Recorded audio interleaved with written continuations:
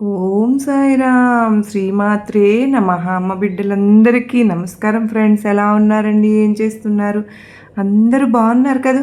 మన అమ్మ దయ వలన అందరూ బాగున్నారని, బాగుండాలని మనస్ఫూర్తిగా అమ్మవారిని కోరుకుంటూ, అమ్మవారి కృప కరుణ కటాక్షములు మనందరిపైన నిండుగా మెండుగా ఉండాలి అని మనస్ఫూర్తిగా ఆ తల్లిని వేడుకుంటూ అందరికీ కూడా శుక్రవారం శుభాకాంక్షలు ఫ్రెండ్స్. ఈరోజు అమ్మవారి సందేశం మనందరం తప్పకుండా తెలుసుకుందాం ఫ్రెండ్స్. అంతకంటే ముందుగా ఎప్పుడు కూడా మీరు క్షేమంగా ఆరోగ్యంగా ఉండాలని అమ్మవారి దగ్గర ప్రార్థనలు పెడుతూ ఉంటాను ఫ్రెండ్స్. అమ్మవారిని వేడుకుంటూ ఉంటాను. ఈరోజు అమ్మవారి సందేశం ఏంటి అంటే, అంతులేని ఆనందాన్ని పొందేటటువంటి ఈ శుభవార్త నీకోసమే తీసుకువచ్చాను. నా మాట మీద గౌరవం ఉంచి నేను చెప్పే మాటను పూర్తిగా ఆలకించు అని అంటున్నారు. మరి ఆ సందేశంలో ఉన్నటువంటి అర్థం ఏమిటో తప్పకుండా తెలుసుకుందాం. అంతకంటే ముందుగా మన ఛానల్ని ఎవరైతే కనుక కొత్తగా చూస్తూ ఉన్నారో ఛానల్ని సబ్స్క్రైబ్ చేసుకుని, వీడియో కనుక మీకు నచ్చినట్లయితే చిన్న లైక్ ఇచ్చి సపోర్ట్ చేయండి. బాబా బిడ్డ, ఈరోజు నీకు అంతులేనటువంటి ఆనందాన్ని పొందే ఈ శుభవార్తని మనసుకు ఎంతో ఊరట కలిగించబోతుంది. అలాగే ఎంతో సంతోషంతో గంతులేయబోతున్నావు. మరి ఆలస్యం చేయకుండా ఈ అమ్మ మాటలు వినేందుకు నువ్వు సిద్ధంగా ఉన్నావు కదూ. నిన్ను ఇలా చూస్తూ ఉంటే నిజంగా నాకు చాలా బాధగా ఉంటుంది. నువ్వు ఇలా దుఃఖంతో మనసు నిండా నీ బాధలతో సతమతం అవుతూ ఎవరికి ఏమి చెప్పుకోకుండా, ఏం చెప్పుకోవాలో అర్థం కాక, ఏం చేయాలో తెలియక ఇలా దీనమైనటువంటి స్థితిలో ఉన్నావని నాకు తెలుసు. దాని గురించి నువ్వు బెంగపడవలసిన అవసరం లేదు. ప్రతి సమస్యలు అలా వచ్చినప్పుడు వాటంతట అవే మరలా తిరిగి వెనుదిరిగి వెళ్ళిపోతాయి. ఆ సమస్య మనకు ఎన్నో పాఠాలను నేర్పిస్తుంది. అలాగే ఇప్పుడు నీకు వచ్చిన ప్రతి సమస్య కూడా ఎన్నో పాఠాలను నేర్పించింది. అలాగే జీవితంలో నువ్వు ఎన్నో ఒడిదుడుకులను ఎదుర్కొనేందుకు కూడా ఇప్పుడు నువ్వు సిద్ధంగా ఉన్నావు. మనకు తెలియనటువంటి నిజాలను, మనలోని శక్తి సామర్థ్యాలను, నైపుణ్యాన్ని బయటకు తీస్తాయి సమస్యలు. సమస్య అంటూ వచ్చినప్పుడే కదా మనలో ఏదో తెలియనటువంటి దాగి ఉన్నటువంటి పట్టుదల, ఏదైనా చేయగలను అనే ధైర్యం బయటకు వస్తుంది. అప్పుడే సొంత ఆలోచనలు చేస్తాం. ఆ సొంత ఆలోచనలతో మనం ఎలా ముందుకు సాగాలి అనేటువంటి విషయం గురించి బాగా ఆలోచిస్తాం. పంతము పట్టుదల పెరుగుతాయి కనుక అప్పుడు నీకు అనిపించవచ్చు, నేను ఒక్కడిని ఎలా మొదలు పెట్టాలి, నాకు అసలు సహాయంగా ఎవరూ లేరు కదా అని నీకు బాగా ఆలోచించుకోవాలి. కానీ నీకు సహాయంగా కానీ నీ అమ్మ లేదా దుర్గమ్మ అండగా లేదా అయితే ఉన్నాను అనే ధైర్యంతో నువ్వు ముందుకు నడవవచ్చు, సంతోషంగా ధైర్యంగా ఉండవచ్చు. అమ్మే దుర్గమ్మ తల్లిని నీ వేలు పట్టుకుని నడుస్తాను, అన్నింటి నుండి నేను విముక్తి చేస్తాను, ఆ పరమాత్మ ఎప్పటికీ నిన్ను విడిచిపెట్టను, సంతోషంగా ఉండాలి. ఈ ఒక్కటి బాగా తెలుసుకో. నీ సంతోషమే తల్లి సంతోషం. ఎందుకో తెలుసా? నీలో దాగి ఉన్నటువంటి ఆ పరమాత్మ నువ్వు కష్టంతో బాధతో వెలువెల్లాడుతూ ఉంటే మరి నీ తల్లిని ఎలా చూస్తూ ఉండగలను చెప్పు. దుర్గమ్మ కూడా నీ కష్టాన్ని చూసి నీ మంచి కోసం నిన్ను కంటికి రెప్పలా కాపాడుతూ ఉన్నటువంటి ఈ దుర్గమ్మకు ముందు నువ్వు అసలు కృతజ్ఞతలు తెలియచేసుకో. ఇంకా కొందరితో ఆరోపణలు చేసేటువంటి సమయం వస్తుంది కనుక నువ్వు మాత్రం ఎక్కువగా వాటి గురించి ఆలోచించవద్దు. అలాగే వారితో లేనిపోయిన ఆరోపణలు చేయవద్దు. కాస్త మృదువుతో వాడితో మాట్లాడు. ఇతరుల మనసును జయించు. ఒంటరిని అని ఎప్పుడు కూడా నువ్వు అనుకోవద్దు. నీ దుర్గమ్మ లేనటువంటి ప్రదేశం ఉందా? లేదు కదా. అడుగడుగునా నీ దుర్గమ్మ లీలలో నీకు అనుభూతిని ఇస్తూనే ఉన్నాయి. నీ దుర్గమ్మ నీతోనే ఉన్నానని నువ్వు నమ్ముతూ ముందుకు సాగిపో. నేను ధైర్యాన్ని, స్థైర్యాన్ని నీకు తప్పక ఇస్తాను. సమస్య నుంచి బయటపడే తెలివితేటలను కూడా ఇస్తాను. సమయస్ఫూర్తితో ఉన్న చాతుర్యాన్ని ఇస్తాను. మిమ్మల్ని కనిపెట్టుకుని ఉండే ఈ దుర్గమ్మను నేనే. నువ్వు నాకు ఏమీ ఇవ్వనవసరం లేదు బిడ్డ. నువ్వు నాకు ఏమీ ఇవ్వకపోయినా పర్వాలేదు. నమ్మకాన్ని మాత్రం కోల్పోవద్దు. అదే నేను నీకు పదే పదే చెబుతున్న మాట. కన్ను తెరిస్తే జననం, కన్ను మూస్తే మరణం అని అన్నారు కదా. మరి ఈ జనన మరణాల మధ్య ఉన్నదే జీవితం. అది అంత తేలికైనటువంటి విషయం కాదు కదా. నీ జీవన ప్రయాణంలో ఎదురవుతున్న కష్ట నష్టాలు ఎదురవుతూనే ఉంటాయి. ముళ్ళు రాళ్ళు ఎదురొస్తాయి.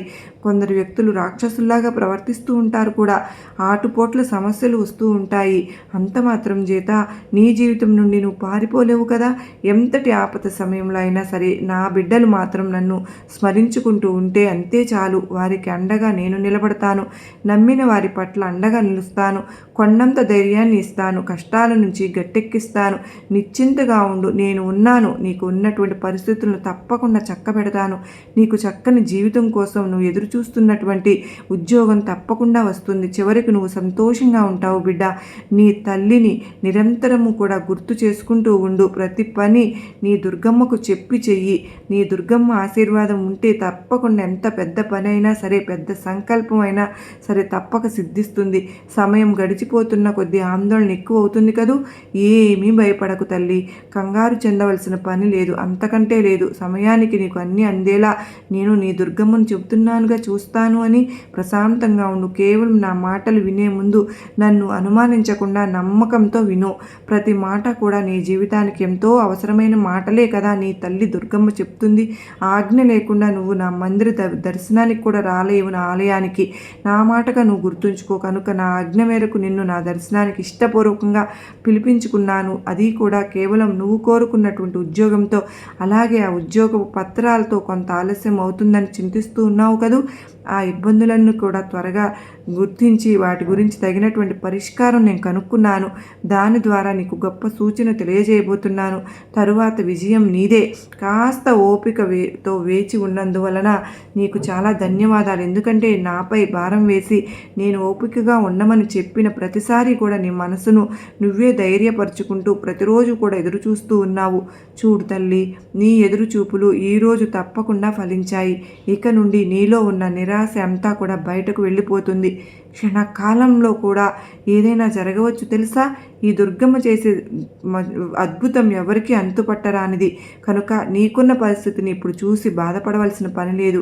నువ్వే కాదు, ఎవరైనా సరే ప్రస్తుతం మీరు ఉన్నటువంటి పరిస్థితిని చూసి నా పరిస్థితి ఇంతే కాబోలు, జీవితాంతం నేను ఇలా బాధపడుతూనే ఉంటానేమో, నా తలరాత భగవంతుడు ఇలాగే రాసి ఉంటాడేమో అని ఎప్పుడు అనుకోవద్దు. ఎందుకంటే ముందు ముందు రాబోయే రోజుల్లో మన జీవితం ఎలా ఉంటుందో మనకు తెలియదు కదా. మనం ఊహించినటువంటి మార్పులు జరగవచ్చు. అలాగే మనం సంతోషంతో నిండినటువంటి జీవితం ఆ భగవంతుడు రాసి పెట్టి ఉండవచ్చు. కనీసం ఆ జీవితాన్ని పొందేందుకైనా సరే మనం ముందుగా వచ్చే కష్టాలను, సమస్యలను తప్పకుండా ఎదుర్కొనే నిలబడాలి. అలా నిలబడగలిగిన రోజునే మనం ఏంటో, మన జీవితం ఏంటో తప్పకుండా మనకు అర్థమవుతుంది. అలాగే ఎలాంటి కష్టం వచ్చినా వాటి నుంచి తప్పకుండా బయటపడేటటువంటి ఆలోచన, జ్ఞానం ఉంటుంది.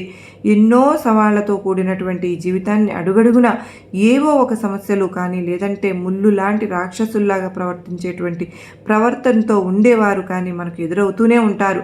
వాటన్నిటిని కూడా జయించడానికి ఒక్కటే మార్గం. అదేమిటో తెలుసా?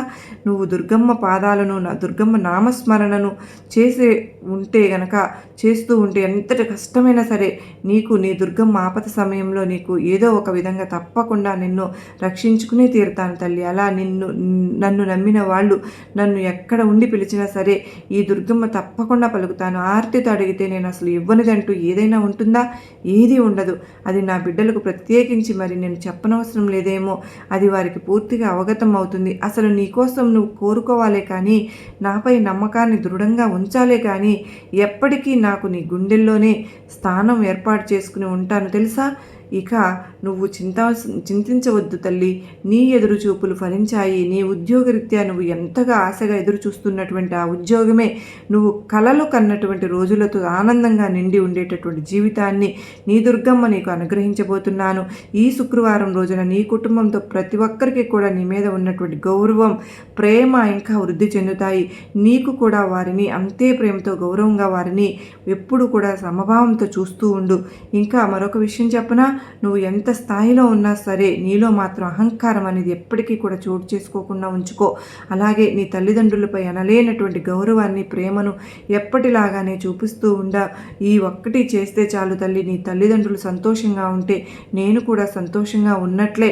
వారి సంతోషమే నా సంతోషం. వారితో పాటు నీకు ఉన్నటువంటి ఈ జీవితాన్ని ఆనందంగా గడుపు. రాబోయే రోజుల్లో ఇంకా మరింతగా ఆనందకరమైనటువంటి రోజులను తప్పక పరిచయం చేస్తాను. సంతోషంగా ఉండు తల్లి. ఈరోజు ఈ శుక్రవారం రోజున నీకు నా ఆశీర్వాదములు ఇస్తున్నాను బిడ్డ అని చెప్పి దుర్గమ్మ తల్లి అత్యద్భుతమైన సందేశం అందించారు కదా ఫ్రెండ్స్. ఈ సందేశం మీ అందరికీ కూడా నచ్చింది కదూ, నమ్మకాన్ని ధైర్యాన్ని కలిగించింది కదూ. నచ్చినట్లయితే మరికొంతమంది అమ్మ బిడ్డలకు షేర్ చేయండి. అలాగే మరలా మరో చక్కని అమ్మవారి సందేశంతో మరలా మీ ముందుంటానండి. అంతవరకు అమ్మవారి కరుణా కటాక్షం మనందరిపైన ఉండాలి అని మనస్ఫూర్తిగా మరొక్కసారి అమ్మను వేడుకుంటూ అందరికీ నమస్కారం ఫ్రెండ్స్. శ్రీమాత్రే నమః. సర్వే జనా సుఖినో భవంతు.